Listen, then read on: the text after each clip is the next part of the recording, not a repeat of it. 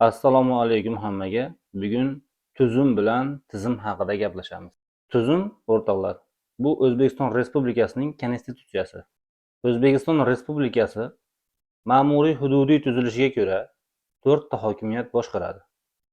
Qonun chiqaruvchi, ijro etuvchi, sud va 4-si ommaviy axborot vositalari. Qonun chiqaruvchi organ, ya'ni deputatlar, fuqarolarning manfaatlariga ko'ra qonunlar ishlab chiqarishadi. Uni Senatga yuborishadi, Senat ko'rib chiqadi va ma'qullasa prezidentga yuboriladi. Prezident uni ko'rib chiqib imzolasa o'sha qonun kuchga kiradi. Bu birinchi hokimiyatning vazifasi. Endi prezident imzolagan qonunni qaysi kundan kuchga kirishini yoki imzolagan vaqtdan kuchga kirishini ommaviy axborot vositalari e'lon qiladi.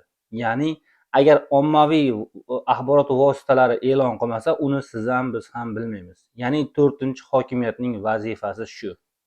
Ommaviy axborot vositalari chiqarilgan qonunlarning amalga tatbiq etilishi bu ijro hokimiyati orqali bajariladi.